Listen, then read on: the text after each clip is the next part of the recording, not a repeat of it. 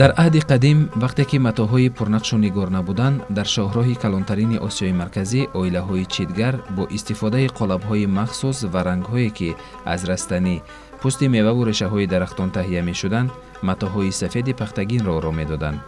аммо бо мурури замон дар осиёи марказӣ косибони читгар аз байн рафтанд ва имрӯз танҳо дар шаҳри Истарафшан ягона оилаи усто Мирамин Саидови читгар боқӣ мондааст.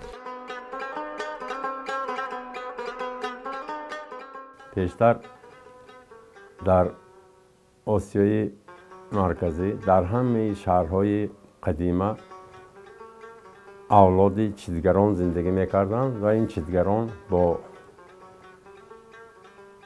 нақшу нигор кардани матоъҳо машғул буданд. аз растаниҳо рангҳои гуногуни табииро тайёр карда барои аҳолӣ барои истифода бурдан ҳар гуна нақши нигорро ба матоъҳои пахтагин, карбоз, хомсуф мегузаронданд. барои астари кӯрпа, авраи кӯрпа, барои дастархон, барои либос, барои дар девор овезон кардан, ҳамчун сӯзанӣ ҳамин хел нақшҳои гуногуна меофариданд, чунки дар он вақтҳо матоъҳои фабрикӣ ки ҳозир дар ҳама ҷо ҳаст набуд. ҳамин ки замон гузарад то рафт ба хотири фаромӯшӣ дода мешаванд. барои ҳамин мо инро албатта эҳё кардан мо дар кор дар мо намедонам аз сабаби чӣ бошад ки камтар ба ин чиз аҳамият медиҳанд, вале дар хориҷа барои он ки як ҳунари дастиро ба иштироҳ амна бинанду ба вай як баҳо диҳанд, бисёр рағбат доранд ба ҳамин чизҳо. ва шонагарои мо, шонагарои Истарафшан, читгарҳо, дегрезҳо дар фестивалҳои байналмилалӣ, дар ҳамоишу намоишҳои байналмилалӣ ҳамин фаровардаҳои дастии худашонро бароварда дар маърази намоиш қарор медиҳанд ва харидорҳои зиёд доранд. вале дар мо на он қадар ин чиз ба истоҳ интишор ёфтааст. ҳаминро мо чӣ мегӯянд, зеҳни мардумро бояд бедор кунем ва ҳунарҳои мардумии бобоии суннатии худамонро аз нав эҳё намоем. ман худам ин касби читгариро аз падарам омӯхтагӣ. падарам аз падари худашон ҳамин хел ин касби мо барои мо авлоди мо аз авлоди читгарон мегӯянд. бобокалон ҳамаи бобоҳои гузаштаҳо мо ҳамашон бо ҳамин касб машғул будагӣ. ман дар солҳои охир аз тарафи ҳамаи роҳбарияти ҳукуматамон, аз тарафи ҷаноби олӣ хеле ҳунарҳо дастгирӣ карда шуда истодааст ва ҳунарҳое ки қадиман ҳаракат карда истоданд, ин ҳунарҳо аз нав эҳтиёт шавад. падарам ҳамин касбро то солҳои охир эҳё карда нигоҳ дошта омаданд. мо ҳамин анъанаро боз давом дода, боз ривоҷу равнақ дода истодем ин касбро.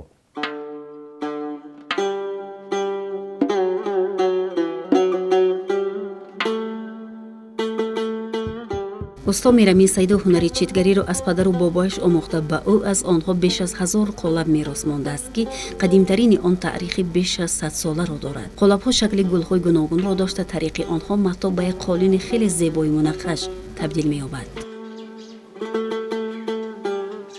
қолибҳое ки ҳозир дар мо ҳаст, ин қолибҳо аз чӯбҳои дарахтҳои мевагин кандакорӣ карда шудагӣ. кандакории ин қолибҳо кандакори рост мегӯянд. кандакори рост ҳамин ки чӯба ҳамин тарафи ҳамвориш кити не тарафи кӯндалангиш кити бурида ҳамин тарафи кӯндалангиш кити кандакорӣ мекунанд. инам як маҳорати хеле баланд талаб мекунад, чунки пештар дар ҳама ҷоҳо растаи ҳунармандо будагӣ. ҳар як читгар ҳар як дӯкони худаш будагӣ раста ба ҳамҷо савдо мекард ки халқро мефурӯхтагӣ. ҳар як ҳунарманд ҳаракат мекард ки нақшҳои ҷолиби диққат, нақшҳои хушрӯй офараду тезтар мардум харанд. бинобарин ҳар як читгарон ғайр аз он ки мисол چیتگری میکردی باز کندکاری قالب هم خودشون میکردی هر یک چیتگر قالب خودش حرکت کرد نقشای خوشروی برآورده حاضر چند تاشون من به سوال میتونم که قالبای خودتون ساختگی هست می اگه حاضر ما هم به یگان ضرورتی قالب سازی نیست چون که از پدرم از بابا کلانم چنان قالب ها بسیار باقی ماندگی که گپ حاضر همونای گرفته ما استفاده بردن ما با کارفرمایی ما همون پیشنهاد کنیم همین قدر هزاره قالب ها هست که آیا چندین صد ساله های دراز از دست به دست آمدگی هنر چیتگری اصلا یکی از هنرهای خیلی مشکل پسند هست مشکل پسند به معنا که یعنی در آن انواع گوناگونی نقش ها استفاده میشه اون نقش ها مخصوصا توسط قالب های گوناگون تیار کرده میشوند ضمن این نه فقط برای همون تیار کردن متا بلکه استفاده رنگ ها هم از یعنی نباتات طبیعی تیار کرده می شود که یعنی این نقش ها باید برای یک روز نه حتی در جریان شستن همون متا هم باید این نقش نگاه داشته شود از این رو خوب می شد که امروز ما با این نوع هنر بیشتر توجه کنیم چرا که این فرهنگ مخصوصا هنری چیتگری در تاریخ تمدن ما یکی از نوعهای خیلی باستانی که با نه فقط با این یک خود هنر بلکه در مجموع مثالگم افادهگری تمام عنصرهای بدیعی زیباشناسی حتی گفتم ممکن است که نقش و نگار ما و تنوعات آن در یک جایگی به نظر میرسد از این رو باید به این هنر یا پیشه توجه بیشتر شود این کسب چیتگری همین که ما مثال متابه اول نقش سیاه میگذرانیم این نقش سیاه گذراندنش همین که هر خیل متای عادی به نمیشد همین متای پختگی ما گرفته با محلول های مخصوص کارکرد میکنیم بعد آن وقتی که این رنگ سیاه تیار کردگی ما در اونجا میگذرانیم رنگ ها هر خیل سیاه میشه اگر همون متای کارکرد نکردگی باشید اگر با محلول های مخصوصی از رستنی تیار کرده شده رنگ سیاه نمیشد همچون آب و متابه تاثیر میکنه و خلاص این بیشتر اولادی بوده است و مثلا یک اولاد که اگر چیتگری رو شروع کند پسر و نمیدونم نبیره و ابیره و اونها این مسئله رو دوام میدادن و حالا هم مثلا نماینده های همین چیتگری در استراحشن باستانی موجودند من حالا اگر نامشان شرط باشد در اینجا گفته میتوانم به اصطلاح شراف سعیدوف این رو مثلا استاد رقیب میگویند استاد سعید استاد جمال خب استاد عبدالله اینها در حقیقت همین یک سلسله اولادی هستند که همین هنر چیتگری رو دوام داده ایستادند او میگوید در گذشته از رنگ‌های سیاه، سفید، سرخ و زرد و سبز استفاده می‌کردند، اما تا امروز طرز تهیه رنگ سبز از بین رفته است و استا میرامین تنها با آماده کردن 4 رنگ باقی مانده چیتگری می‌کند.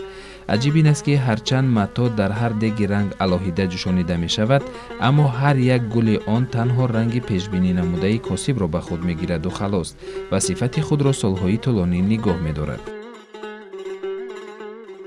اساساً رنگ یک بار رنگ سیاه بعد از آن رنگ سرخ یا زرد پیشتر رنگ سبز هم بودگی رنگ سبز کن رنگ زرد پدرم حرکت کرده از بین رفته بود و برقرار کردن لیکن متاسفانه در رنگ سبز وقتش به امکاناتشان نشد پیدا کردن نشد رنگ سیاه و سفید و سرخ سیاه سفید و زرد حاضر همین خیلی 3 رنگ ما هم کار کرده ایستادیم چیزی جالبش از چی عبارت است چیت از نخی پخته تا رو پودی پخته بافته می شود و در اول وقتی که بافته می شود سفید است و این رو رنگ می کنند حالا اون رنگ می تواند مثلا تماما همش رنگ سرخ شود یا مثلا گلابی شود یا دیگر رنگ شود یا گلدار شود برای همین گلدار شدن یا رنگ کردن بیشتر از ریشه های درخت استفاده می‌بردن. مثلا همین درخت، همین ریشه های درخت زردالو، بیهی، همین چیزها مثلا اگر گرفته این رو تحلیل کنند مثلا رنگ های گوناگون میدهد. با واسطه قالب هایی که اونا دارند و دستگاهی که دارند همون چیت رو مثلا پهن میکنند و از روی همون قالب به اصطلاح اون رو گلدار میکنند. بسیار مهنتی جسمانی سخت طلب میکند. مثلا وقتی که تیار کردن رنگ کاری خیلی دشوار. یک نقش من خیلی در متا گذراندنش این کاری یک خیلی همین قالبی از چوب کنده کاری کرده شدگی نقش علاقه این از خودی استا وابسته خیلی ایجاد میکند. هر خیلی نقش های گوناگون می آفرد، لیکن تیار کردن رنگ از ریشه رستنی ها خیلی قوی کلان طلب میکند. یا مثلا مایه گرفته بعد کوفتن بعد در علاب کلان در دیگ کلان انداختین رستنی های میجوشانیم و هم متای میجوشانیم چون رنگ قبول کند خودش به این هم یک مهنتی وزمه. یک چند ساعت نزد علاب بلند بیست جوشاندن در کار. همین خیلی زحمتاش هم بسیار. Я в восхищении его работ, его подходу к работам и то, что он не скрывает свои секреты, а он делится с членами своей семьи, и все его вот братья, дети, внуки, они вот как бы приобщаются к этому искусству и тоже владеют им и помогают ему вот в этой его нелегкой, я бы сказал, работе. Ну, да, у меня просто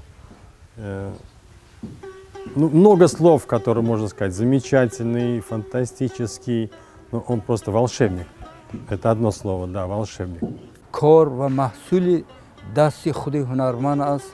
از مثال گرین قالب سر کرده تا تیار کردن رنگ ها، حتی متای آن هم بیواسطه از طرف همون هنرمند یعنی کاسب اجرا کرده می شود. و امروز در تاجیکستان چطوری که گفتیم فقط در شهر استروشن این پیشه عمل دارد، لیکن سالهای آخر در جمهوری ازبکستان هم با هنری چیتگری توجه بیشتر شد. اساساً این در شهر بخارا، قسماً در سمرقند عمل میکنه، لیکن بیشتر اساساً در شهر بخارا هنری چیتگری معمول است. устой читгар мегӯяд матои сафеди пахтагиро ба маълули махсус меандозем то мато маълулро ба худ кашида гирад, баъд аз он ранги сиёҳро ба мато мегузаронем ва ҳамин тавр танҳо ҳамон ҷойҳое ки маълул молида шудааст вақти ҷӯшонидан рангро ба худ мегирад ва дигар ҷои мато бетағйир боқӣ мемонад. баъдан рангҳо ки табиӣ ҳастанд дуру дароз сифаташонро гум намекунанд.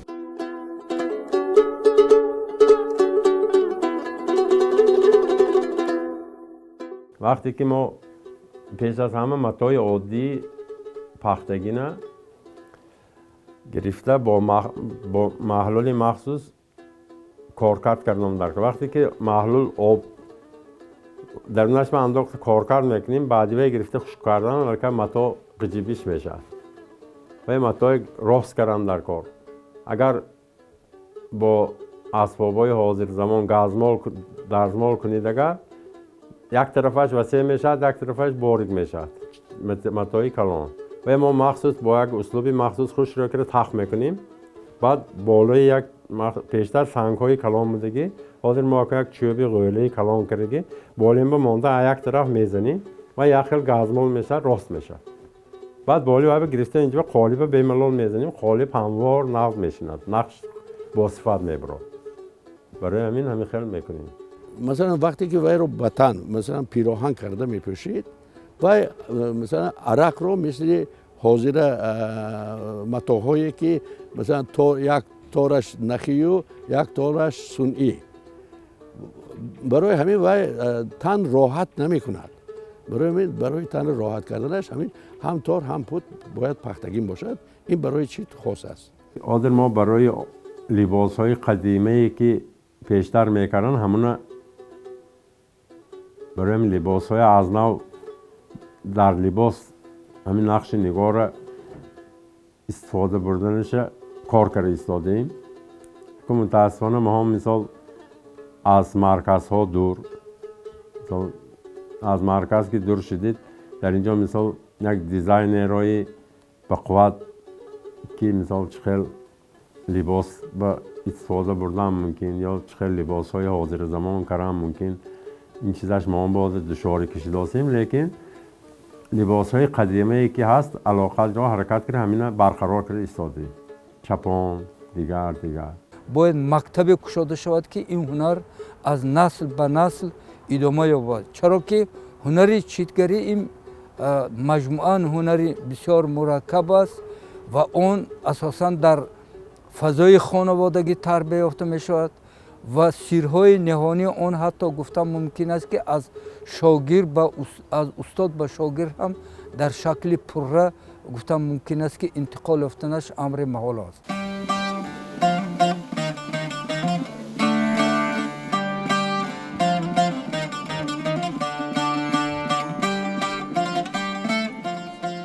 ба қавли усто Мирамин бо ҳунари беназири худ дар чандин намоишгоҳҳои байналмилалӣ ширкат ва соҳиби ҷоизаҳои зиёд гаштааст. Ба гуфти ӯ таваҷҷӯҳи хориҷиён ва дӯстдорони ҳунари мардумӣ ба пешааш зиёд аст ва бо ин ҳунар дар баробари ба даст овардани шӯҳрату эътибор зиндагиашро низ таъмин мекунад. вақте ки мо дар ин ҷо қарор доштем ба назди ӯ сайёҳони хориҷӣ аз ҷумҳурии Ӯзбекистон омада буданд ва дер боз бо ҳам суҳбат карданд.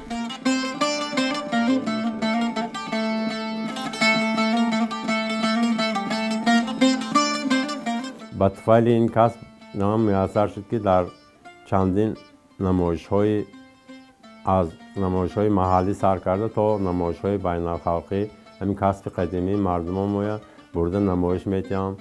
дар он ҷоҳо мисол ҳама ба ҳайрат меистанд ки ҳамин касби қадимӣ то ҳамин вақта давом дода истодаанд, чунки ин касб ҳозир дигар дар ягон шаҳру ноҳияҳо ё дар республикаҳои ҳамсоя ҳам ин хел устоҳо мондагиҳошон не ки бо тарзу услубе ки пештара кор кардананд. Я сам из Ташкента, по образованию художник, сейчас занимаюсь декорированием тканей. И про Усто Мумина мы услышали из уст моего знакомого, который был у него здесь в гостях несколько месяцев тому назад. И нам очень понравился сам Устос и его творчество, и мы решили обязательно посетить его мастерскую, познакомиться с ним. И вот мы сейчас здесь, да, слава Богу, хорошая погода, прекрасный, замечательный день. И да, мы увидели, как работает сам мастер. Ну, это просто, я как художник очень восхищен его профессионализмом, мастерством, творчеством. И что еще самое главное, он сохраняет этот, я так бы сказал, очень редкий вид прикладного искусства, который, скажем, даже у нас вот в Узбекистане тоже сейчас, ну, я даже не назову мастеров, которые были бы такого уровня, как Усто Мумин. Якумин намоиши Тоҷикистон ки дар ҷумҳурии ҳамсояи Ӯзбекистон шуда буд, вақте ки як командаи калони Тоҷикистон дар он ҷо рафта намоиш доданд. аз он ҷумла ба ман ҳам муваффақ шуд ки дар якум намоиши Тоҷикистон дар Ӯзбекистон дар экспоцентри Ӯзбекистон иштирок кунам. инҳо ҳам ҳамунҷа ба дидагӣ будиянд. он ду нафаре ки омадагӣ ҳамунҷа ба ҳамун экспоцентр ба виставка дидӣ чанд бор алоқа ба биромаданд ки равим ман гапа тавр имкониятам набуд ё дар сафар ё вақти кори бисёр. имрӯз омадиянд ҳамин корро дида мехоҳанд ки мисол барои сайёҳоне ки мебиён барои ҳамин сайёҳон аз ҳамин корҳои мо сувенир тайёр кунем. ҳамин мақсад ки омадиянд. Я галерист из Узбекистана приехала, из Ташкента. Я видела у нас вашего читгяра на выставке в экспоцентре в прошлом году. Восхитилась его прекрасными работами и приехала сюда с ним познакомиться, потому что действительно это уникальный мастер, который уже в 10-м, может быть, 15-м поколении сохраняет эту традицию и дальше ее развивает. Это очень ценно, и он обладает очень такими сакральными знаниями, которые нужно беречь. И очень здорово, что вы вот тоже приехали из Душанбе в Астарафшан, не поленились и тоже рассказываете про этого мастера. Я думаю, что это очень ценный человек, которого нужно беречь.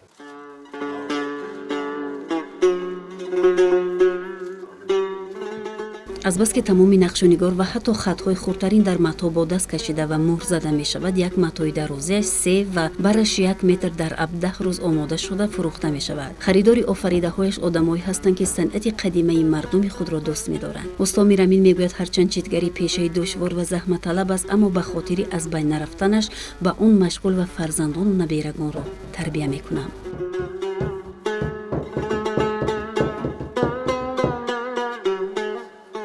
کسب حاضر من حرکت کردم همین فرزندان و دادرزاده ها دادران و همشون میتونن نبیره ها میتوند این کسب چیلگری میگن چیل آدم کار کندم کم چون کارش بسیار وزین مشقتناک کاری بسیار چیل کس باشدم همش به کار یافت میشد دوامی کار با المتاعی کلان کار کنیم میگن اینجا با جماندن در کار وای کردن در کار کار بسیار این احیا کردن ما چقدر که احیا کنیم تکیه بر آن با توجه به نویگری های حاضره که شده است با آینده باید پیش رویم. همین سازندگی ما هویت ملی ما همین است که ما باید گذشته را خوب آموزیم حاضره را خوب آموزیم از وی برای خودمون آن چیزی که مفید هست قبول کنیم و تکیه بر این دو چیز ما آینده خودمان رو به اصطلاح چی میگن آینده یا پیشبرد خودمان رو معین کنیم. من گمان میکنم که اگر این کار رو کنیم یک کار مهم و کار خوب میشود. از جهتی مثال اکولوژی این متا همه جهت به طلبات تازه اکولوژی جواب میدهد چون که هم رنگ ها شیمیایی نه رنگ های طبیعی بنابراین گرمی نمیگذراند یا خنکی نمیگذراند برای سلامتی هم همه جهت یک فایده کلان دارد. در خارج ها وقتی که در نمایش ها اشتراک میکنیم و برده پیشکش میکنیم علاقه در روز یکم قریب که همه محصولات ما به فروش میرد. پیشکی آمده بعضی نمایشی که وقت ماندگی نمایش و همون هم تا آخر روز میپایند که نمایش تمام شد همون گرفته برآورد. یعنی خیلی حالت هم بسیار میشه. در یگان منطقه تاجیکستان این هنر وجود ندارد مثل که علاوه که در فرهنگ قراتاق تنها الشبافی در قراتاق بیشتر معمول است. هنر چیتگری هم یکی از پایگاه‌های اساسی آن که در آنجا تشکل یافته است و ادامه دارد تا امروز نه در شکل بسیار مثال گیریم آن چیزی که دلخواه است ادامه می‌یابد.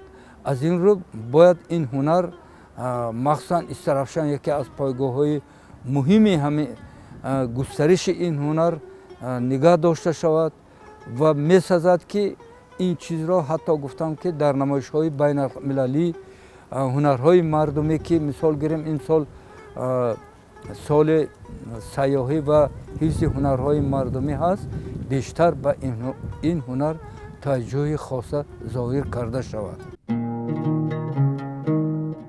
در گذشته در یکچند شهرهای تاجیکنشین آسیای مرکزی از جمله در شهر خوجند و سمرقند، بخارا و استرافشان، حصار، قراتاق و غیره معمول بود.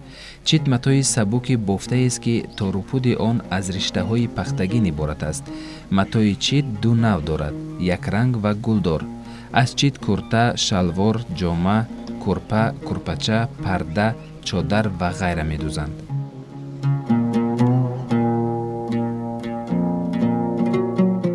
شهرهایی که باستانی هستند با همین کسب و هنرهای خود امروز فعالیت کرده ایستادند و خیلی از همین خیلی شهرهای قدیمی که در آنجا معمول هنرهای مردمی معمول شده است و معرض نمایش علیه با واسطه تلویزیون قرار دادن و همین خیلی در معرض نمایش قرار دادن در شهر باستانی استراشن هم شده گذشت.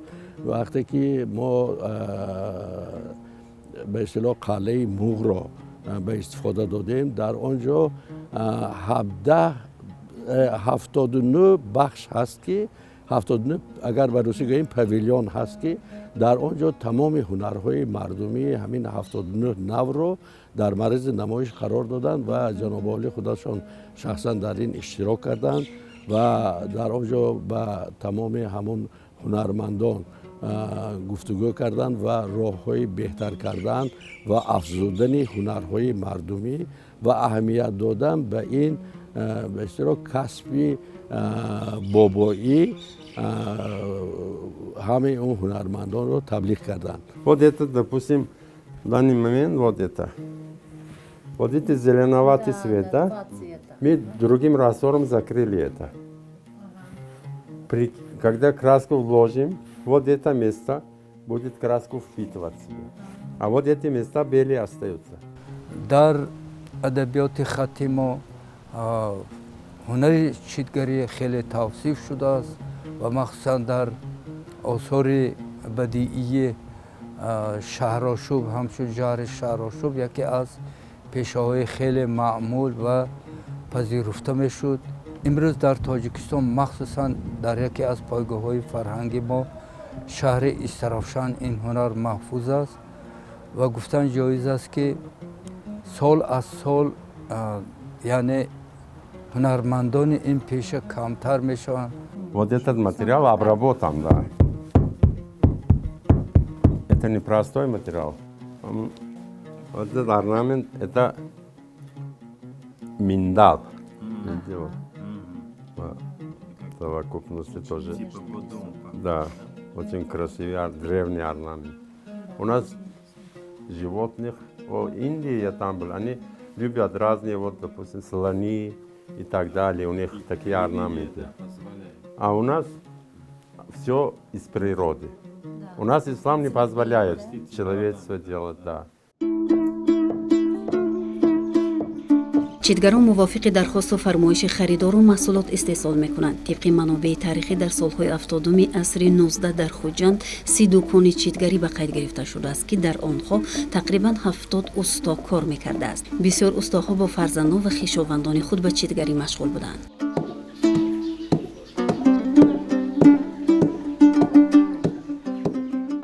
چیتگری یک نفر مونده است. همین حاضر اونا هم حاضر علاقه مسین هستند، یعنی از 60 گذشتن. البته پسراشون نبیرگانشون کمک میکنن، یاردم میکنن، لیکن همه یک نفر مونده. ما این رو همون شاگردایی که دارن باید کمک کنیم آنچه که برای ویان لازم است همون تهیه شود و اونطوری که در روزنامه ها نوشتن وقتی که اینا همون محصولات خودشون رو در خارجه در معرض نمایش قرار میدهند حتی نوبت میشود برای خریداری همین شرایط فراهم بیاریم که آنها بتوانند همین کار رو ادامه دهند هرچند که مثلا در خود ما طلبات به اون چیز احتیاجش کمتر است، طلباتش کمتر، لیکن در ما اینا همچون چی میگن هنر سنتی خودمون نمایش دادن ما در کار است. یک دسترخوانی ما مثال 3 از 5 روز مهنت کنندگان یک دسترخوانی برای یک استول یا برای یک صندلی 3 از 5 روز مهنت کنندگان 15 روزی کاری میشد مثال. ما اگر این نرخی هم یک عادی مردی کار حساب کنیم اگر و نرخش قیمت میشد چون که در بازار حاضر دسترخوان‌های خیمیوی دیگر یک 15 سومون 20 سومون با یک دسترخوان‌هایی که یلدرگلتور میکند گرفته میشد دیگه. اما با تمام با بازار برده فروختنش برای ما معنا ندارد چون که همه با این چیز قدرت، لیکن آدمایی که امکانیت دارن، آدمای صنعت شناس یا مثال موزه ها، آثارخانه ها هم ماشان حرکت کرده آمده همین زکات کرده برای جاهای درکاری میگیرن. Мне очень все понравилось. Еще хотел бы от себя добавить, мне был спасибо нашим президентам, что они вот как-то создали вот этот мост между Узбекистаном и Таджикистаном, и мы так вот спокойно, свободно приехали из Таравшан. Я раньше здесь был, когда был молодой, еще при Советском Союзе. Ну и я тоже в восхищении от людей. Вот мы побывали на базарчике местном, да. Очень хорошие люди, доброжелательные. Даже нам один человек, он продает ножи на базаре, показал адрес нам, поймал такси, объяснил водителю, как сюда проехать, и вот мы здесь. وقتی که ما موقع رو در استرافشان ساخته به اتمام رساندن، همون 79 تا به اصطلاح اون دکان‌هایی که داشتن در اطراف همون وای قرار گرفتن، همه همون هنرمندا یا 79 هنرمند هر یک پاویلون با وای خودش رو فرآورده‌های خودش رو همونجا نمایش داد. در اونجا از فرانسه بودند، از گرمانیا بودند، خب از دیگر از ممالک شرق بودند، خب حتی عرب‌ها در اونجا اشتراک داشتند. همه همین‌ها اونا رو دیده، نمیدونم از هر طرفش عکسگیری میکردند. خب میگفتند که این بسیار من همین چیزها در ما نیست، همین چیزها این خوب است که در شما باقی مانده است و خریداری میکردند. وقتی که در تاجیکستان سال رشد سیاحی و هنرهای مردمی اعلان گردید، بعد این برای هنرمندان این یک دستگیری خیلی خوب بود و همه هنرمندان از آن جمله من مثال درباره کسب خدمات بسیار مهمانا می آمدگی شدن. همینجا دکان کاری ما بسیار مهمانا میبینن، با کارهای ما شناخت میشن، میبینن، حیران میشن، خرید میکنن. نمایشی بسیار شده است، در نمایش ها نمایش میدیم. البته این هر یک هنرمند را وادار میکند که باز هنر خود را رونق دهد، هنر خود را باز پیش برد، که چون میخواد غمخواری شدن بعد هر یک نسبت غمخواری هر یک جوابی درست شدنش در کار. جوابی درست به فکر من همین که رواج رونق دادن کسب و کار، کسب و هنر، که ما هم کسب های قدیمی مردمان ما برای جهانیان نشان دهیم. باید یادآور شد که تنها در شهر استرافشان تا به حال صنعت چیتگری ادامه دارد. استا میرابید چیتگر، استا میر سعید، استا میرامین و دیگران در عصر 20 در زمان رقابت هنرهای ملی با تکنولوژی زمانوی به کسب سنتی خود استوار و صادق ماندند و آن را به روزگار ما رسانیدند.